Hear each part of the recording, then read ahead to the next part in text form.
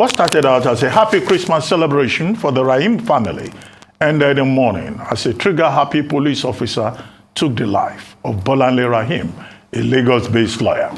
Vandi, a policeman attached to the Ajah police station, and his team reportedly tried to stop Rahim and her family members as they drove back from a Christmas Day church service. The policeman shot the vehicle while trying to make a U-turn under the Ajah bridge. Bolanle Rahim was hit by the gunshot and rushed to a hospital where she was confirmed dead. Lagos State Police spokesman Benjamin Hundeyin said Vandi, who has now been detained, is an assistant superintendent of police and has been transferred to the State Criminal Investigation Department. Lagos State Governor Babajide Sanwo-Olu condemned the killing of Mrs. Rahim and has promised that justice will be served speedily. Joining us on this show right now to discuss how this case should be taken up and what needs to be done to avoid another occurrence in the future is Nelson Ekujumi, Executive Director, Center for Rights and Grassroots Initiative, and Adeyinka Fusika, a senior advocate of Nigeria. Welcome to the morning show, gentlemen. Good morning. Thank you for having me. Mr. Ekujumi, Mr. Fusika, thank you for joining us. I have a question each for you. Mr. Ekujumi, you are in the province of civil liberties and rights and all of that. Have we learned any lesson from the NSAS protests about police brutality? And is there any hope that justice will be done in this regard?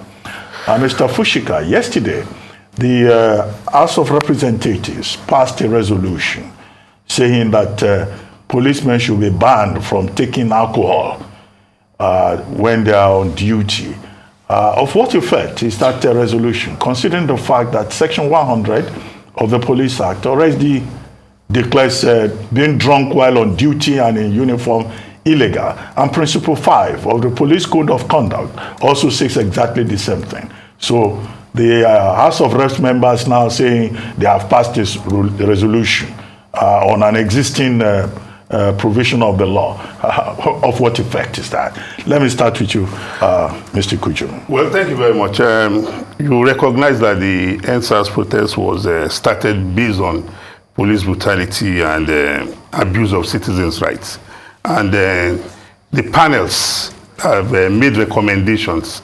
So for me, I think it will be too early in the day because some of the panels just submitted their report last year. And some of the recommendations of which I'm privy to is the psychological reevaluation of policemen. And you want to ask, even if this is going to be carried out, it's not something that will be done within a day and you start seeing the results tomorrow. But, you know, like the panels, the various panels have given their recommendations. I think it should be work in progress. I think Nigerians should demand, you know, the implementation of those recommendations. Then looking at this case, like this matter, very, very sad, you know, I commiserate with the family and of the disease and, you know, pray that the Almighty will grant her eternal rest. It's a very unfortunate one. One can only hope, based on the, you know, the attention it has generated even to the presidency, that the President of the Federal Republic of Nigeria had to make a statement, and the National Assembly has also, you know, become involved in it because the representative of the constituency where the slain woman was lived, you know, has also raised it at the House of Representatives. I watched it on TV even last night. And so for me as a Nigerian, I feel dehumanized by this act. I sympathize, you know, even with the police, because I believe strongly that this act of this officer does not represent, you know, what the Nigerian police stands for. And as a Nigerian who is conscious and who is believing that we deserve a better police, I will encourage us all, you know, to come out and demand, you know, speedy justice in this matter. Well, Mr. Olumide Fusika, the House of Reps resolution, whether that has any effect instead of what the law already says? Well, let me start by joining Nelson in commiserating and Nigerians in general, commiserating with the family of Bolanle, my now late colleague of the legal profession. I listened to the mom's, or I read about the mom's, agony in the papers, how she labored hawking oranges in order to send her to school. And without being ill or anything, just cut down at the time she should be reaping the reward of the sacrifices she made to make sure that this lady became a lawyer. It's very harrowing, and I was almost crying when I read it myself. About the House of Reps state resolution, when things like this happen, government agencies, people in authority need to be seen to be doing something. So I take it that they just needed to be heard, the House of Rep, to be heard, to be seen to be doing something about it. The president issued a statement. It's typical when things like this happen. You even hear the Inspector General of Police giving instruction that incidents, should be investigated as if, they needed a special instruction, or even the president directing the police to ensure that the thing is investigated and so on and so forth. I think it's just a way of our public officers insinuating themselves into public discourse to, in order for the citizens to think that they are doing something, they are trying to address the situation. Like you have pointed out, Dr. Abati, we don't need any resolution. There's no law that says a policeman should be drunk on duty. In fact, it is expressly prohibited already. What the House of Reps should be concerned about, or should be more interested about, is how come these rules are not obeyed, and what can be done about enforcing, not in passing resolutions over and over again. Don't get drunk on duty. So it's just like that. It's a useless resolution. It's other than bringing attention to the House of Rep that, we are doing something about it. I don't see what value the resolution is going to bring to this situation. I must just say, in quick reaction to Nelson too, saying that the ad does not represent what the Nigerian police stand for. Then the question is, what exactly does the Nigerian police stand for? Maybe we could take it from there and see what they stand for. This is nothing new. In fact, before this particular incident, that same area, officers from that same police station had a week before, done the same thing. The reason why there's much attention on this is because of the personality involved. It happens regularly. And what has the police done to prevent reoccurrence in these things, from this, persistence in this kind of events? What have they done? So to say that is not what they stand for. What led to the NSAS protest, for instance? Was it not a case of police, this kind of behavior by the police? If you go through most of the police stations during this period, you find so many people innocent, I will use the word innocent, detained, just because some policemen, decide that they need their share of, they must make some extra money during this period. Go to the police station, you see them there. My firm was, at least this period, we've been involved in about 2 cases where people are just arrested, put in detention. You have to pay to get bail and so on and so forth. So to say that the police stands for anything right now, I would not agree with Nelson. I'm not trying to run them down. I mean, they are not specially bad. They are not, worse than every Nigerian institution. I'm not, but the police, what we have as police now reflects the kind of country we have. It's not that they are specially bad. Go to the court, go to, you can even see, doctor said she was rushed and pronounced dead at a particular hospital. The account was that was about the 3rd hospital that this lady would be rushed to. If the medical situation in Nigeria is any good, perhaps you could even have been saved at the first hospital if it is really an hospital, so to say. This time it is not about getting police report before you treat victim of gunshot and so on and so forth. It's just that the facilities were not there for them to attend to it. So the 3rd hospital was where she was eventually pronounced there. So it reflects the state of economy we have in the country today. So I'm not trying to run the police down as especially bad. There's no institution in Nigeria today that you look at and give a pass mark. That's the truth. So I think we should stop pampering ourselves, saying the police does not stand for this. Police, we are just pampering ourselves. We should admit what we are. Unless we admit that we have a problem, how are we going to solve it? You know, that's all I have to say for now. Well, thank you, Mr. Olumide Fusika. You just highlighted the sentiments of many Nigerians. I'll come to you, Mr. Nelson. The Nigerian police have been accused of a flagrant disregard of the rights of the citizens of Nigerians. So you go before a police officer and you're trying to state your rights, have a right to a lawyer. They won't even let you speak. In fact, instead what we get is that they advise you how to behave in front of the police so that you avoid getting killed. Don't speak too much, but things like that. So there's a restriction on the rights of Nigerians. What are CSO, civil society organizations like your group doing to continue, organizations like yourselves, like your organization doing to promote the upholding of the rights of the citizens of Nigeria, particularly before before the police? And then for Mr. Fusika, I'd like to ask you in terms of you've talked about there being a rot in systems or institutions in Nigeria.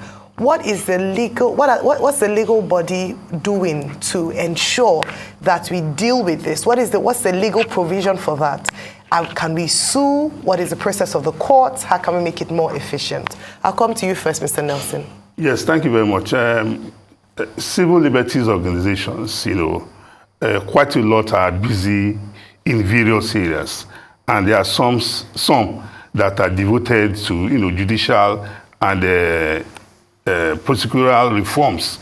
I'm aware that some organizations are interfacing very well with the policing institution, that they have regular trainings, seminars, workshops, and what have you, in order to fine-tune the police to modern policing, mechanism. So as human beings, every day we learn. And as civil rights organizations, the level of this, what this tells us is that we still have a long way to go.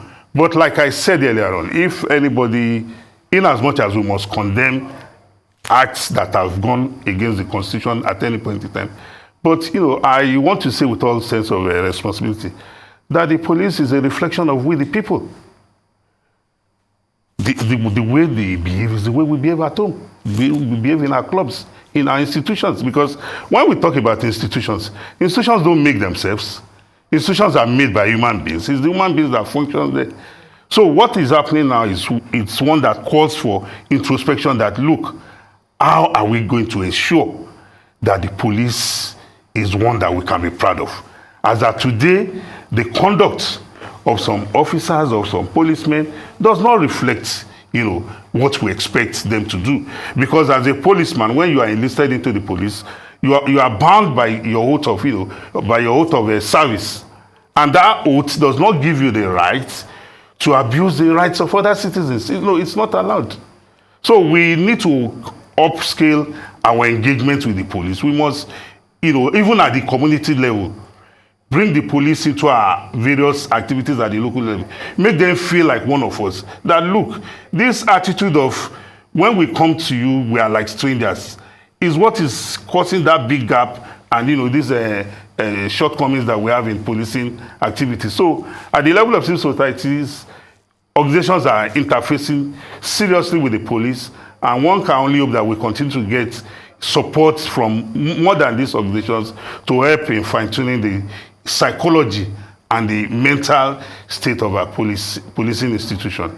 Thank you, Mr. Fusika. From a legal perspective, in terms of how do we begin to sanitize institutions, particularly as the police is in view this morning?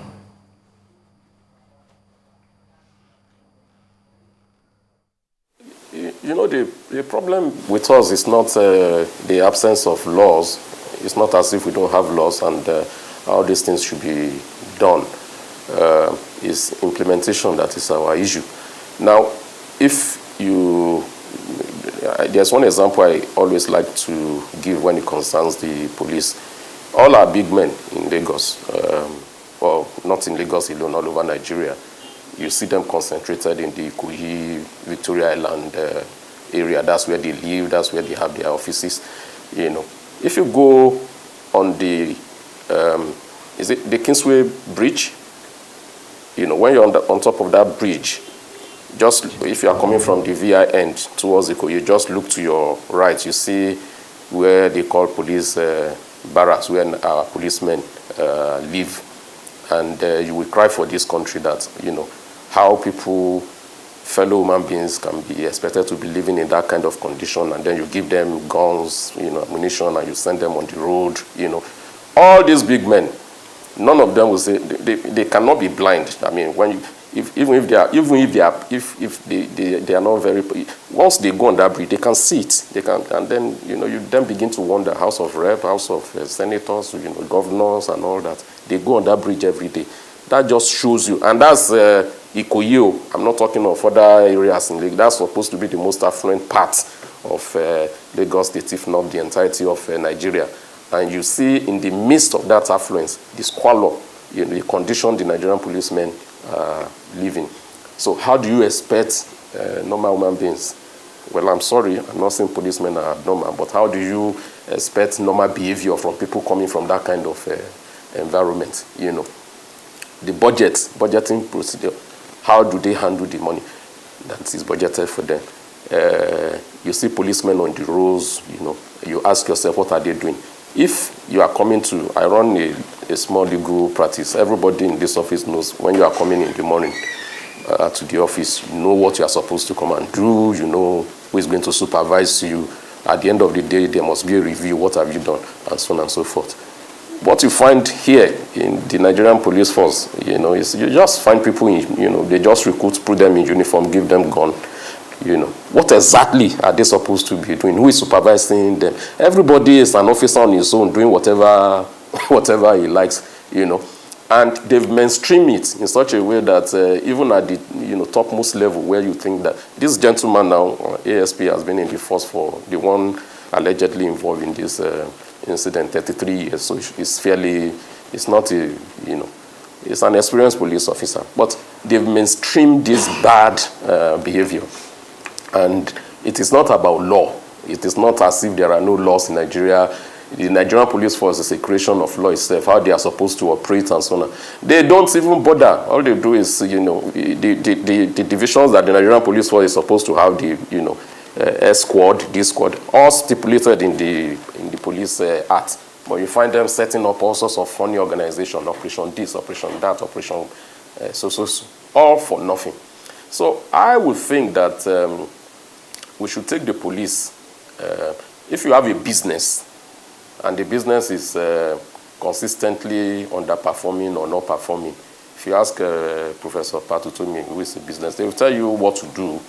Either, you wind down the business, or you bring in a professional from outside to come and look at it, and somebody with, you don't promote somebody from inside. You bring in an external person who can then look at, okay, what are they doing wrong? What are they doing right? How can we write it? You can do mergers. You can do all sorts, We've tried a bit of it in creating, say, for instance, EFCC, ICPC, because these are what we've given to them are basic police functions. But because we are trying to find a solution to the problem that the police has become, we then set up all these agencies and all that, diminuting the functions of the police, running away from it rather than tackling it headlong. Perhaps it might be time for us to, I've made the suggestion before, and policemen were very angry with me, saying that why don't I say they should dissolve the country itself? Maybe we should dissolve it and start all over again. There should be no shame about it. The truth of the matter is that we've lost the act. It's not about carrying gun. You must organize. You must know how to run an organization. If you ask the Inspector General of Police today, how many policemen do we have in Nigeria? He may not know. He may not know the number of men under his control, under his command. The central bank, what the equivalent of central bank of is England or Britain, is the governor is a Canadian. So there should be no shame about it.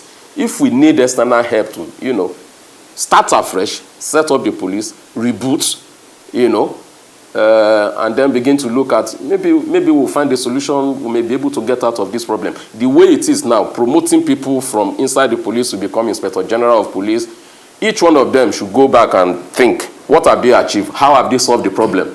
Take the basic issue of welfare of the police men, for instance.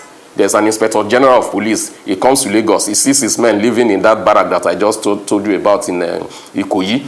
He does nothing about it. He's not concerned. He's not bothered. And he expects the policemen. I don't know. So I think, my own solution is dissolve it. Dissolve the police. Start afresh. Bring fresh people.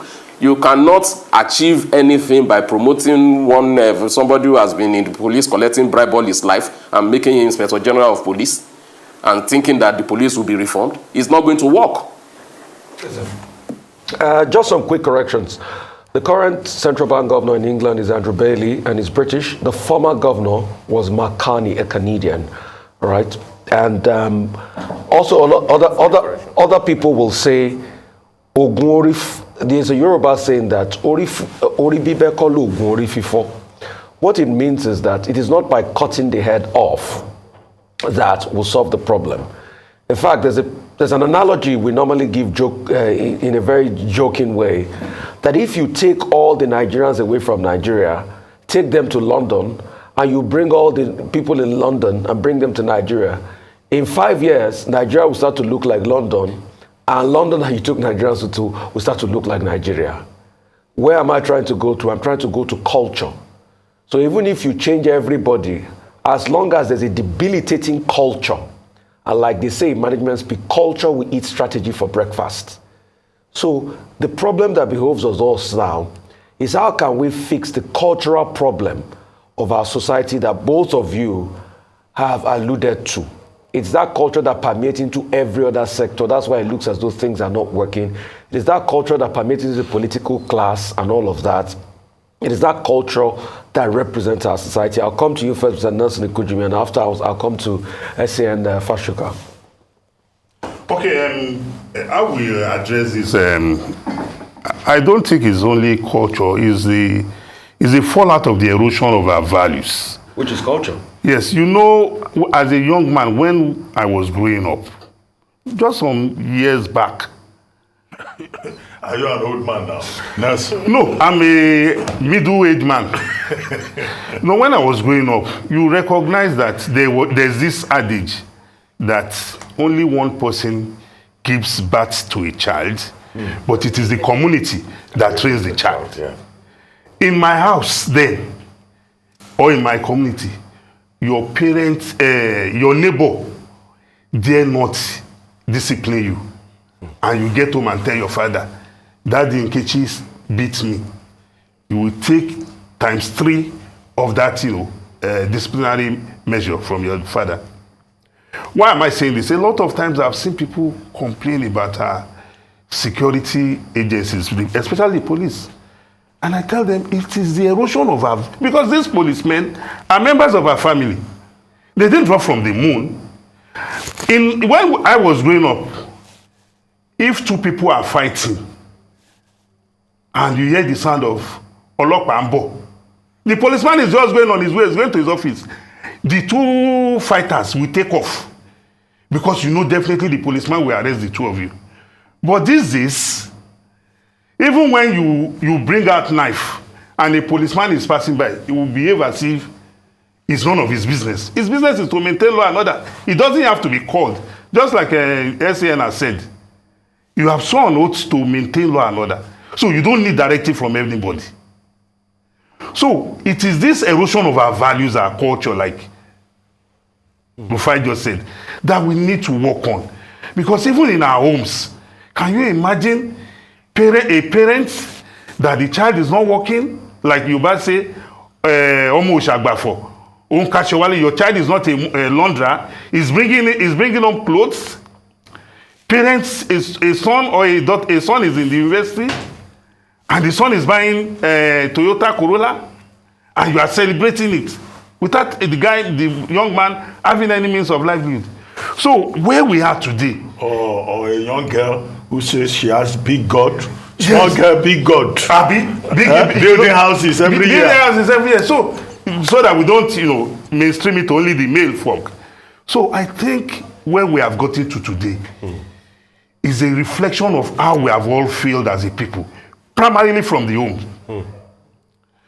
When these days, we focus majorly on the girl child.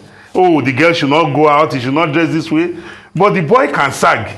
The boy can make anyhow. So it calls to question how the family institution has collapsed in this country. And unless and until we stop this scapegoatism, blaming others, and look at how high, because like the SAN rightly said, it is not only the policing institution that has, failed. Every other institution of state. I remember when I took my daughter to write a common entrance examination in a school.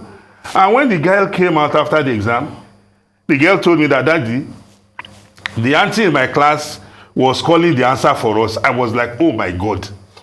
At this level? So we must all recognize that, look, we have a lot of work in our hands. And if as a policeman, like it happened in other crimes, the policeman recognizes that first, before he's a policeman, he's an ambassador of a home, then the better will go. SAN, what can we do as regards this? Because it's a debilitating cultural problem we have on our hands. And that's why our society has gone down the drain. If I just a quick reaction to what you pointed out in your intervention earlier on. Look, the Nigerian police, or policing generally, an organization is a complex organization. You need skill to be able to put all the bits and pieces together and run an effective and efficient police. Earlier on this morning, I heard you discussing about introducing state police and and so on and so forth. The point I was trying to make is not about cutting off the head, as you have said. If you go to, all our leaders, they go to Dubai regularly, they see how things work, and they come back, they wish, Many of those things you see in Dubai are not, the people running it are not Dubai citizens. You have people from all over the world. All I'm trying to say is look for those with the skill to run the institution. It doesn't mean that we don't even have them in Nigeria. People who can run such an institution. We may have them in Nigeria, but outside the Nigerian police force. Maybe the area of reform that we can be looking at, if you want to promote people now to get to the peak of become Inspector General of Police, you must be within the police itself. You cannot go outside the police, for instance, to go and appoint an Inspector General of Police for Nigeria, and then we expect that whoever he is must be a Nigerian, But something as mundane as football, we get foreign coaches to come and, run be our foreign coach or whatever. It doesn't mean that Nigerians are not going to work in this institution. It's still Nigerians that will still work in the institution. But the police is a complex thing. And it seems that over the years, we have somehow lost that skill of running such a complex organization, a complex institution. That's the point I'm making. So if you need to go and seek help from outside Nigeria, let's go and do it. We fought colonialism. We don't want, all this. But the world now is like they say, it's a global village or whatever. Go for people who have the training. Make them, bring them in. Let them help us. Let me put it that way. We need help. And it's obvious that what we have currently in Nigeria, we cannot help ourselves. We need help. It doesn't mean that we are sacking every policeman in Nigeria. No, that's not what. If you are not dissolving, and starting all over again, then look for help where you can get it. Let them come in and retrain us. It takes something as mundane as we are talking of. They normally talk money. It's not about money. Take Lagos State for instance. If you are observing Rufai on the road, how many vehicles have Lagos State government bought for the Nigerian police regularly to replenish the stock of their vehicles? You see sometimes brand new vehicles all over. Give it 1 month, 2 months, you begin to see how rickety those vehicles have become because they cannot manage it. They don't know, they even put it on the road arresting. They themselves, they don't have lights on their vehicle. They are arresting people without brake lights and so on and so forth, policemen. They don't understand that if you are going to do things like that, you yourself must come out, you must be in tandem with the law. Not that you will be breaking the law and claiming that you are enforcing the law. What do they do with their budget? Who controls them? How is it managed? Recently, one of the cases I was citing, when one of the police officers, was trying to justify the bribery and corruption taking place. One important, very important, in fact, very important police formation in Lagos. And he was saying all these things you see because the place was wearing a new look, clean environment and all that. And he was telling me that it is from money like this that the head there was using to maintain the facilities, paint the place, and so on and so forth.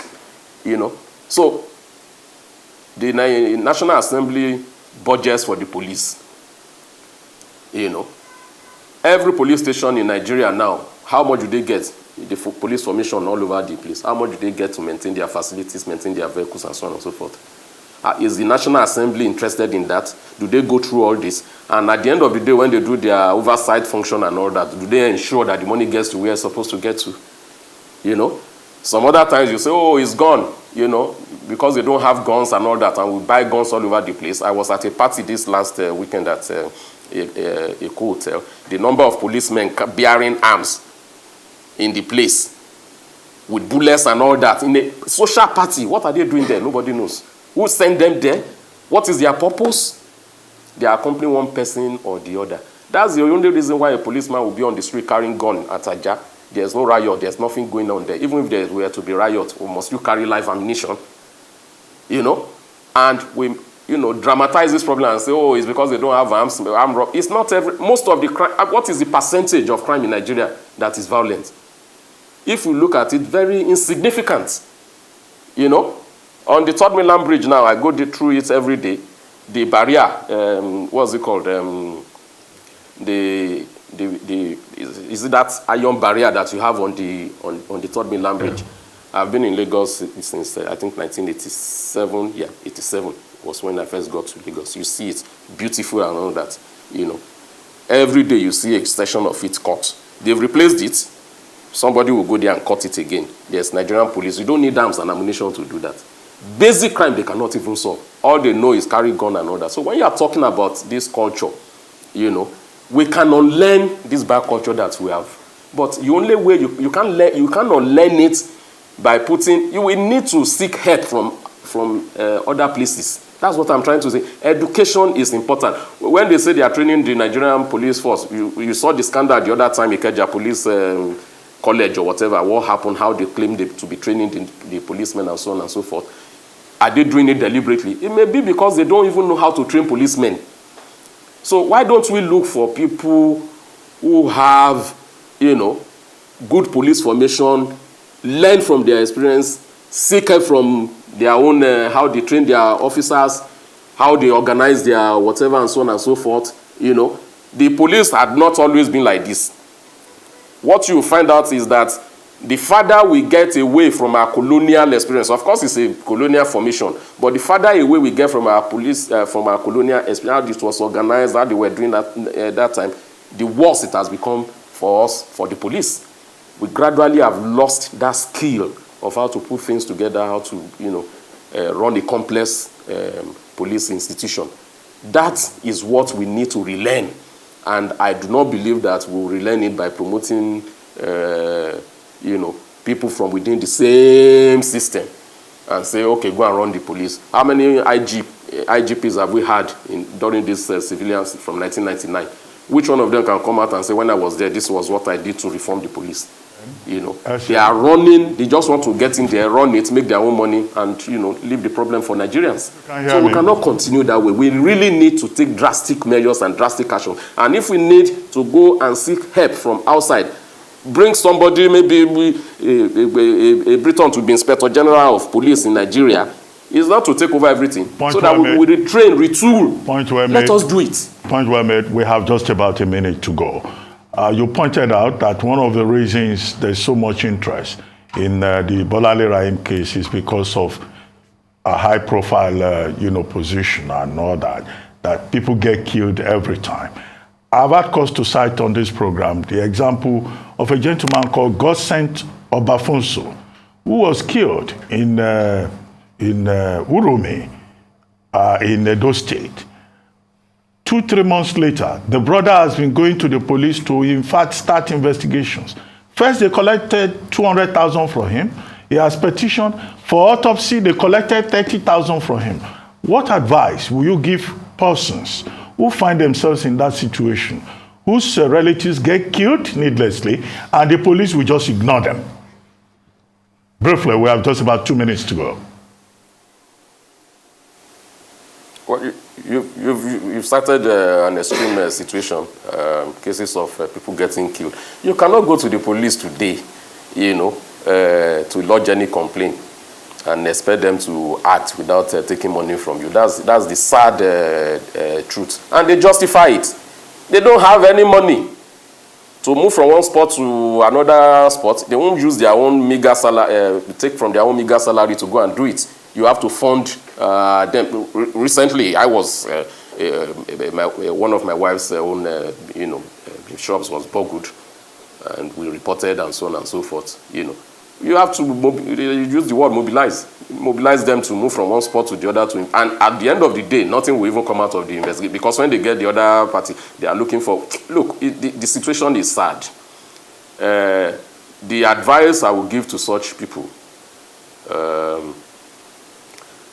is the advice I was given on one occasion. Dr. Abati, there was a time the police came out quickly. It was a time the police came out and said, oh, if you see illegal checkpoints and all that, they are not supposed to be there. They gave us numbers to run. So I was traveling from Lagos to Benin, and at one location, these policemen stopped us and were harassing us and all that. No number, no name, no nothing. But they were policemen, of course. So in my own non-conformist, I did not want to, succumb. So I quickly brought out my phone and called the number. And the advice I was given by them was, where are you? I told them. Describe them. I described. And they said, cooperate with them, because where you are now, if they deal with you, there's nothing we can do from this end. So I had to, calm down, and, began to behave the way I was advised to behave. So if you have that kind of situation, and right now in the current system we are running, you have to, and you are interested in finding out the killers of your relatives and so on and so forth, you have no option than to cooperate. Thank you. On that note, we'd like to thank you very much, Adeyinka Olumide Fusika, SAN, and Nesine Ekujumi, who is with us here in the studio. So sad, really sad.